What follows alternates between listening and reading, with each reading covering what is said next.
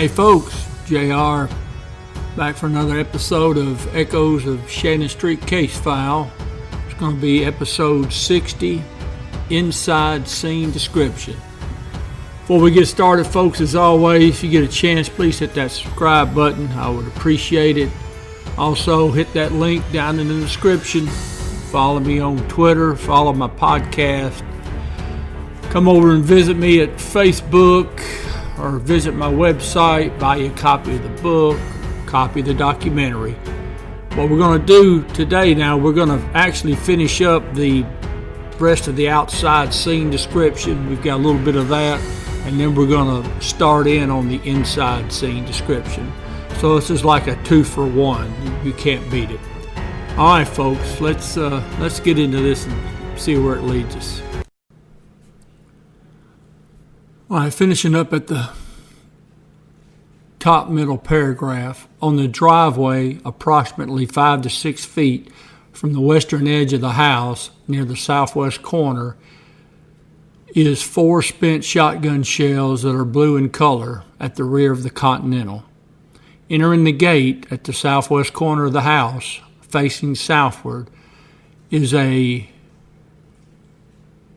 Bermuda sodgrass yard, which is approximately 35 feet north to south and approximately 55 to 60 feet east to west.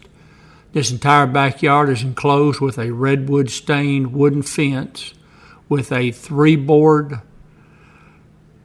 parallel to the ground. Also in the backyard are 3 cactus-type plants along the west bench, and at the southwest corner of the yard, what appears to be a pile of leaves surrounded by concrete blocks, which have been painted red. On the southeast portion of the backyard is a concrete patio, which has on it a red-colored barbecue grill with 2 wheels, a white ornamental iron picnic patio-style table, 2 lawn chairs, one with yellow, brown, and black webbing, and the other one is green and white webbing. Also on the southeast corner of the backyard is going to be a block garden with a green ceramic large frog beside the rock, which appeared to be about 18 inches to 2 feet tall. Running directly south of the back door, on the south side of the residence, is a grass 2.5-foot wide sidewalk, which runs the length of the backyard to the concrete patio, which is in the southeast corner of the yard. In describing the south side of the residence, there is a 3.5 to 4-foot wide concrete strip, which runs from 12 feet west of the southwest corner of the house, parallel to the house, the full length of the south side of the residence. On that concrete slab is a large amount of glass debris, a redwood ornamental section which appears to have been the trim that was attached to the south side of the house, on top of the window on the southwest side.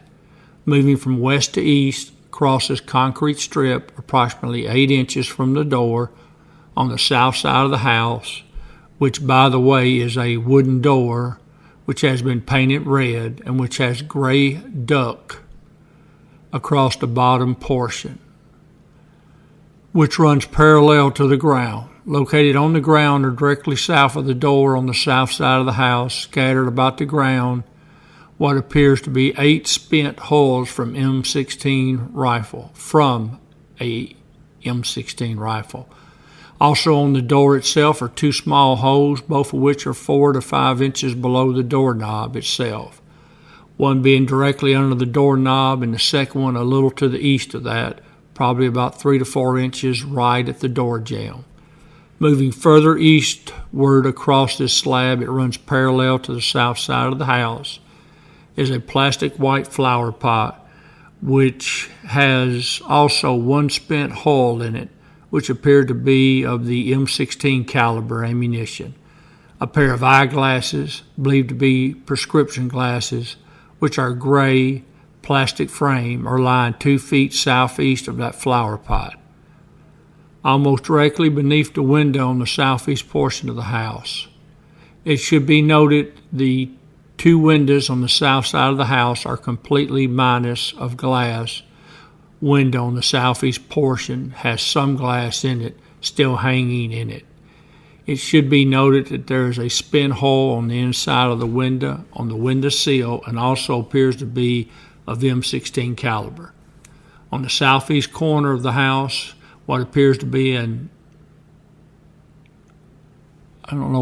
appears to be an add-on type, that's what it is, pardon me, what appears to be an add-on type storage shed, which contains several odds and ends, basically portable clothes dryer, orange extension cord, a workbench, several bowls, Black and Decker sanders, several pieces of green garden.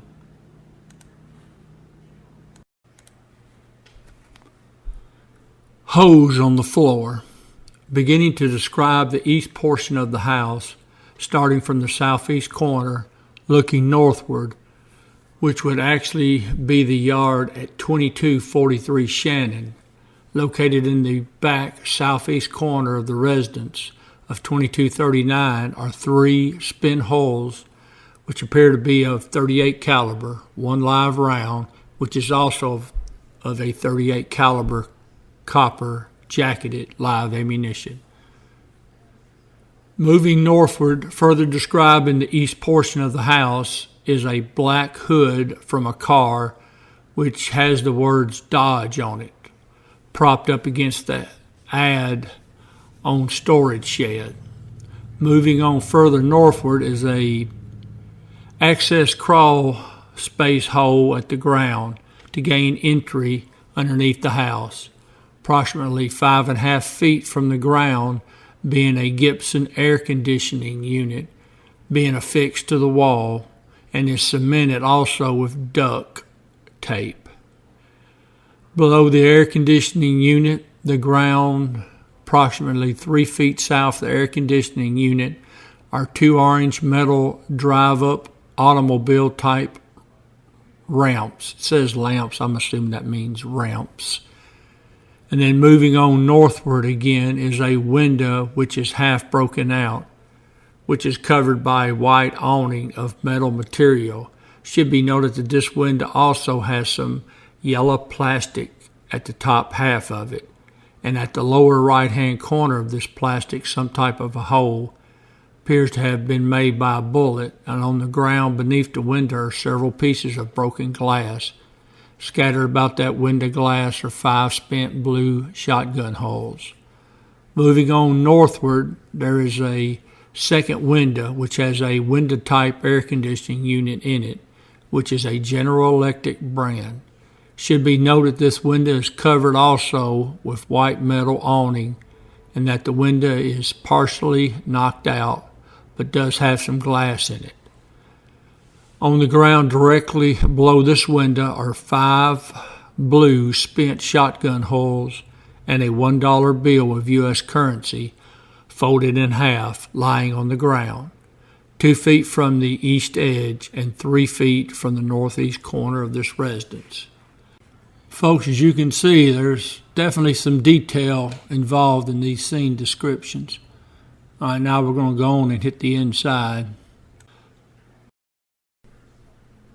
At 3:42 a.m., January 13, 1983, the writer was advised by Lieutenant Wilson via telephone to report to Shannon Elementary School to conduct the investigation to the criminal homicide of police officer R.S. Hester, which occurred at 2239 Shannon. At 4:01 a.m. on 1/13/83, the writer arrived at the scene at 2239 Shannon, was advised by Lieutenant Rick Wilson to conduct the scene investigation in the residence at 2239 Shannon. Lieutenant Wilson advised that Patrolman Hester's body had been removed to the hospital by fire department ambulance and was DOA on the scene. Wilson further advised that 7 male blacks, all unidentified at this time, were found in the residence at 2239 Shannon. The writer was advised by Lieutenant Wilson that criminal intelligence was going to videotape the interior of the house prior to any processing done by crime scene or by our bureau.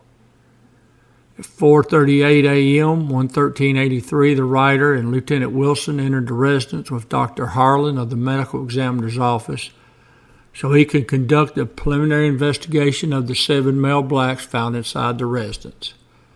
Dr. Harlan pronounced the 7 male blacks dead at the scene at 4:40 a.m., stating he believed that all 7 had been killed within the approximately last hour and were believed to be alive at the time of the assault.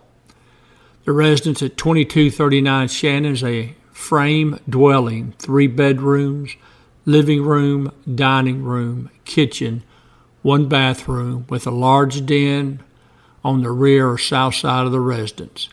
Immediately upon entering the front door, the writer observed a pool of blood.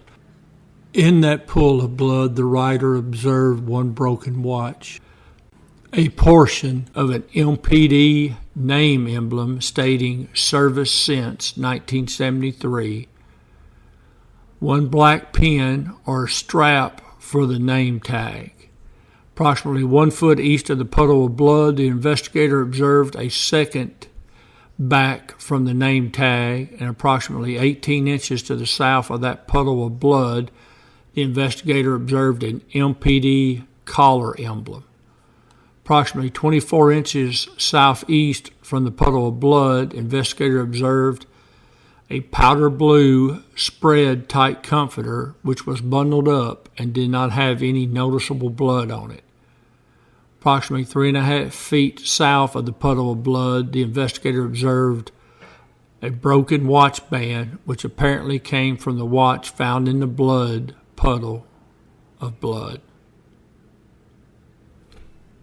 Immediately adjacent the broken watch band, the writers observed a South Central Bell telephone directory which is coated in blood. 6 inches east from the telephone directory, the writer observed 1 spent .223 M16 round. All these items were located immediately in front of a fireplace which is located on the east wall of the living room.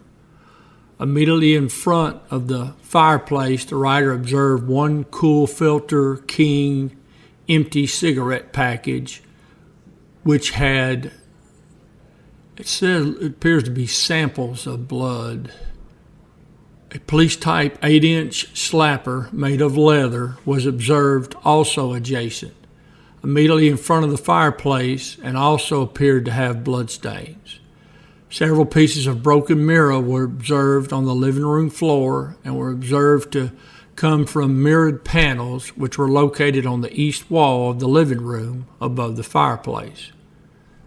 To the south fireplace, approximately 1 foot, the writer observed 1 4-inch circular keychain, apparently of chrome construction, containing 3 keys.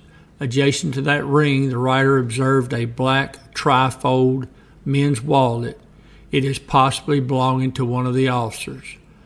The previously mentioned fireplace, located on the east wall of the living room, has a mantle which contains 2 brass bottle type items, one on either side of a 16 by 20 inch picture of a male black and female black. Also located on the mantle was a 1 restaurant type sugar container. Also observed on the mantle were several pieces of broken mirror glass and 1 cool cigarette package which was wadded up and empty. The mirror tiles located above the mantle were arranged in a 3 tall and 5 wide pattern, a total of 15 mirror tiles. 3 of the mirror tiles were observed to be broken, and accounting for the numerous pieces broken mirror glass on the floor of the living room. The writer observed blood that should be spatters. As you can see here, it's spelled splatters, and that's not correct. It's the correct pronunciation and spelling is spatters. Observed blood spatters on the mirror tile above the mantel and on the east wall immediately north and to the left of the mirror tiles. One glass prism, identified as coming from the chandelier hanging in the middle of the living room, was also found on the mantel. Located on the east wall of the living room, south of the fireplace, the writer observed a 2-foot by 3-foot wooden frame gold mirror, which was also observed to be broken, and pieces of that mirror were observed to be laying on the floor of the living room. Beneath that mirror on the east wall, immediately adjacent to the previously mentioned bifold, the writer observed one piece of decorative wall hanging in the shape of a leaf. Standing on the ornamental, the writer observed a yellow cylinder item, which apparently is a clothes hamper. Center of the living room is characterized by a hanging table which is suspended from the ceiling and is round, approximately 4 feet in diameter. A chandelier with prisms and flame-shaped bulbs is hanging immediately above the table and does contain numerous prisms, several of which were observed to be missing. Located on the table, the writer observed a cowl light. A Kale light is what it should be. Believed to be a 4-cell size D battery Kale light. That should be KEL, which was observed to be coated in blood, and it was of a police type. Also located on the table was one rifle-type scope, which also has blood stains and does not appear to be a police-type equipment.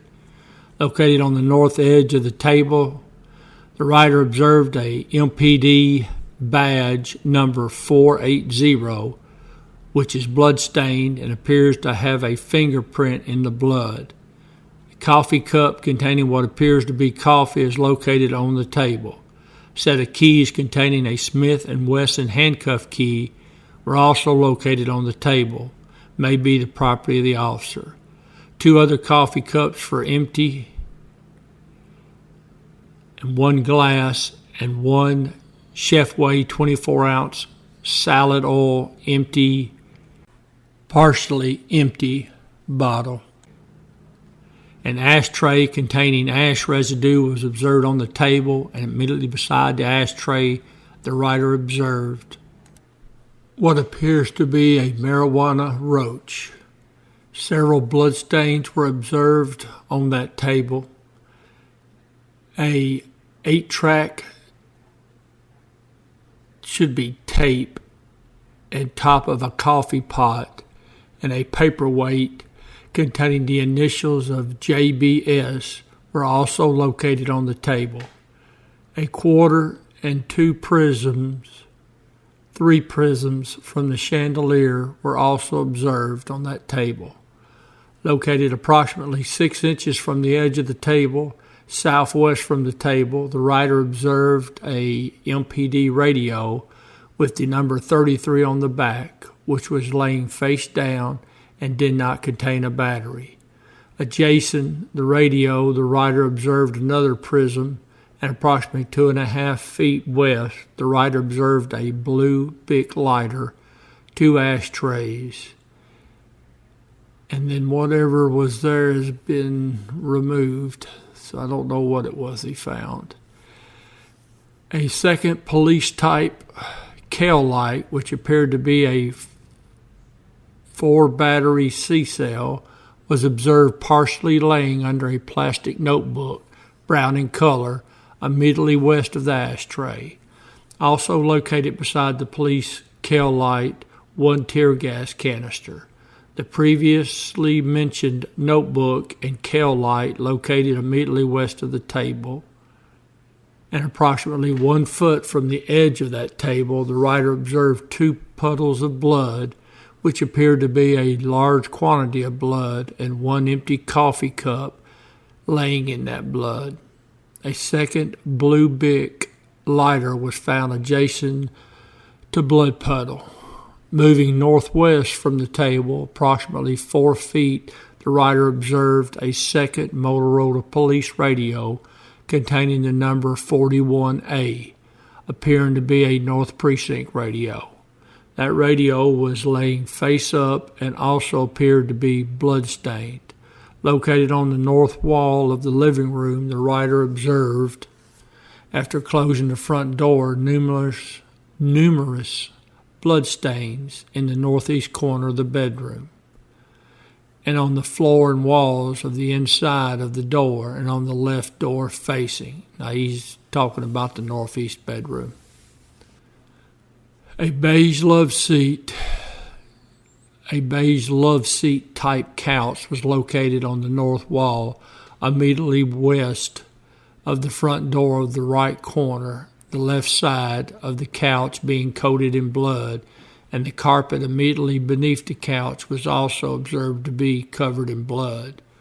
The watch back, apparently from the previously mentioned watch, was found approximately 6 inches from the door facing of the front door. The workings of the watch were observed to be approximately 3 feet south from the door jamb, and also appeared to be coated in blood, as was the backing. The writer observed a black leather police jacket laying on the love seat and observed numerous bloodstains on that coat. The curtains located on the front window immediately above the love seat were observed to be partially burned and torn, containing several holes. Immediately west of the couch in the northwest corner of the living room, the writer observed the three sofa pillows, 1 broken lamp, 1 partially overturned table, a 4th couch cushion located underneath that table, and a vase containing a plant.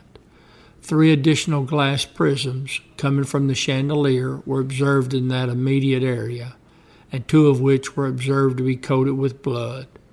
An overturned ashtray was also located immediately beneath the overturned table.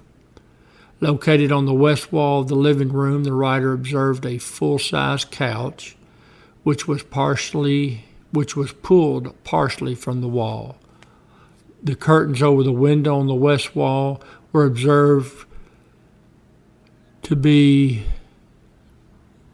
I think that's supposed to be in tatters, but torn, and the window were observed to be broken, 4 panes of broken glass. I'm having a rough time, folks.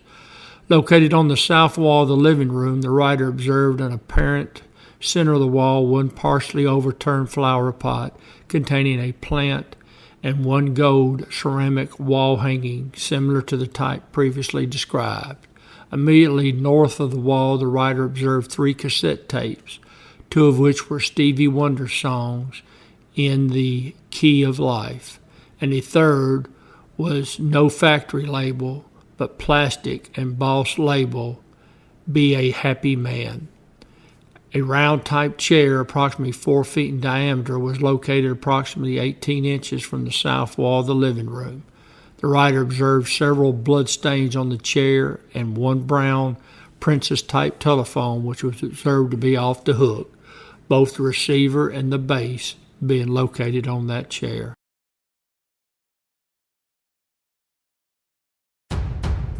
All right, folks, that's going to wrap up this episode here. That should have gotten us through the living room, I believe.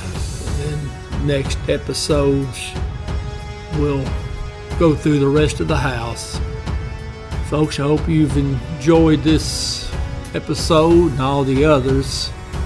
Pretty detailed description of the house. You can see it's pretty painstaking to describe everything that you see in front of you. All right, folks. I appreciate y'all. And as always, I will see you down the road.